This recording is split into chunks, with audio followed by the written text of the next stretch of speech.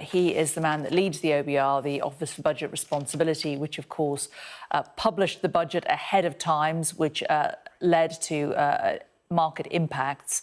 He has tendered his resignation in the last few moments. The OBR. Or the budget leak to the Daily Mirror in 1996. Have you offered to resign? And if not, why not? The document was unintentionally uploaded onto our website too early. We've initiated an investigation into how and why it happened. That investigation will report to our oversight board, to the Treasury and to the Treasury Committee, and I will abide by the recommendations. So if they say you should resign, you'll go, will you? I will abide by the recommendations, and I always serve, so long as I have the confidence of the Chancellor and the Treasury Committee. But this is a very serious leak. We take it very seriously, which is why we've initiated an investigation and why it will report to the Treasury Committee and the Treasury. Do you know how it happened? We're launching an investigation. I'm not going to preempt its conclusions. Does that mean you don't know how it happened? At the moment, we understand how it happens, but we want to get to the fundamental causes and make sure it doesn't happen again. Has anybody been disciplined or anything like that? We've been focused on getting our EFO out into the public at the right time in light of this, in light of what happened. When the report is finished, we will give it to the Treasury, we'll give it to the Treasury Committee, and we will publish it. And I will abide by the recommendations of the Chancellor and the Treasury, in whose confidence I serve from day to day. Was it a mistake in your organisation or outside? It was a mistake in the OBR, yes. OBR Chief Richard Hughes has resigned in the wake of an embarrassing leak of official budget forecasts, plunging Rachel Reeves's first budget into fresh controversy and triggering a fierce row over accountability at the heart of government. The dramatic move comes just hours after the Office for Budget Responsibility published a highly critical internal report into how its own numbers were released early, before the Chancellor stood up in the House of Commons. That report described the episode as the worst failure in the 15-year history of the OBR and delivered a stinging verdict on the watchdog's internal systems for protecting sensitive information. It found that the mechanisms meant to keep key fiscal and economic data under tight wraps had fallen short at a crucial moment. In response, Richard Hughes, the man who has chaired the OBR since 2020, decided to step down. In a letter sent to Chancellor Rachel Reeves and to the chairwoman of the Commons Treasury Committee, he said he was resigning to allow the organisation to quickly move on from this regrettable incident. Hughes said he took full responsibility for what had gone wrong, telling the Chancellor he accepted the shortcomings identified in the report. He wrote, "By implementing the recommendations in this report, I am certain the OBR can quickly regain and restore the confidence and esteem that it has earned through 15 years of rigorous, independent economic analysis." His decision is all the more striking because he had only recently been reappointed. Hughes, who first became chairman in 2020, had been given a second 5-year term in July this year, underscoring the confidence that ministers and MPs across the political spectrum had previously placed in him. The OBR plays a central role in the modern budget process.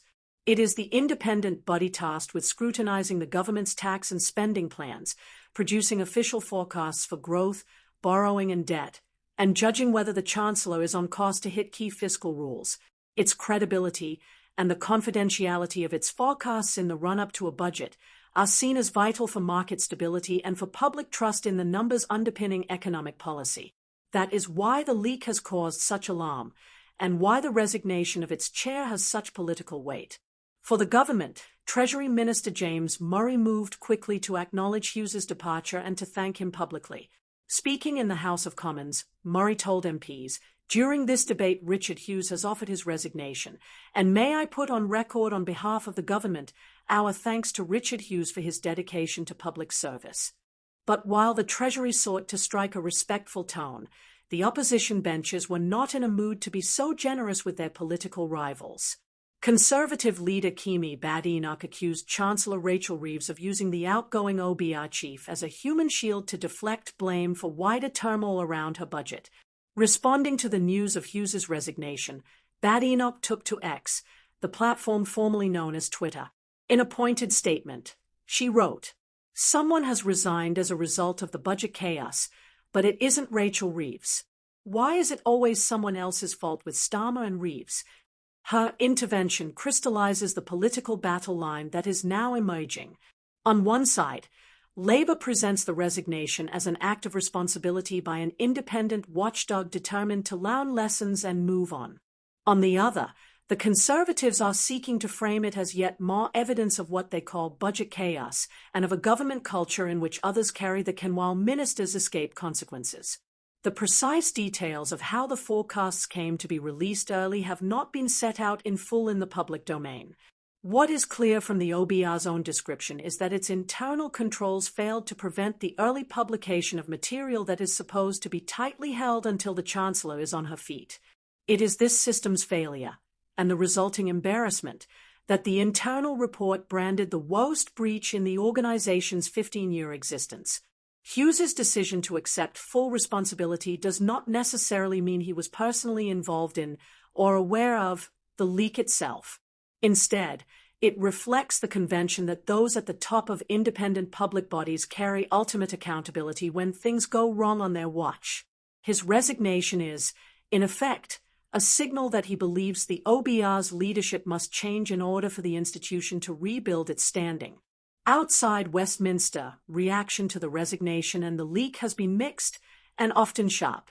One online commenter argued that if the chair of the OBR had been personally responsible for the leak, he should not have been allowed to step down on his own terms, but rather dismissed outright.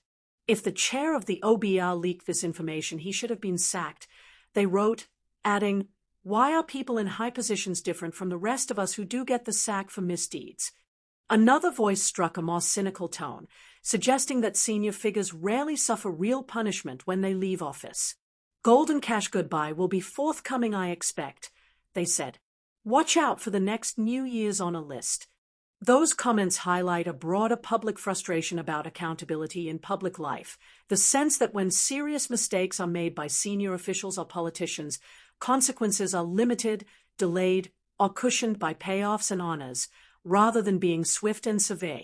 For Rachel Reeves, the timing of this row is particularly awkward. Her budget has already drawn intense scrutiny and criticism, not least from those who accuse her of breaking Labour's manifesto pledge not to increase taxes on working people through decisions such as the freeze on income tax thresholds. Now, the early release of the OBR's forecasts and the dramatic resignation of its chairman risk reinforcing an image of a budget process beset by problems and of a chancellor under pressure from multiple directions, from markets, from opposition parties, and from public opinion. At the same time, the independence of the OBR is formally intact. It is the watchdog itself that has investigated the leak, condemned its own failings, and seen its own chair step aside. That allows ministers to insist that the system of checks and balances is working, the guard dog has barked, and the man at the top has gone. The coming weeks will determine whether that is enough to restore confidence, both in Westminster and beyond. The OBR will now have to implement the report's recommendations, strengthen its data security, and reassure MPs, the media, and international investors that it can once again be trusted to handle market-sensitive information without mishap. Meanwhile, Rachel Reeves and the wider Labour leadership will face ongoing questions. If, as Keir Badenoch claims, someone has resigned as a result of the budget chaos, but it isn't Rachel Reeves, then pressure from political opponents for the Chancellor to accept some personal responsibility is unlikely to fade quickly. For now, one thing is certain. The early publication of a set of economic forecasts has triggered not just a technical inquiry and a resignation, but a wider argument about trust, responsibility, and who should pay the price when things go wrong at the very top of Britain's economic machinery.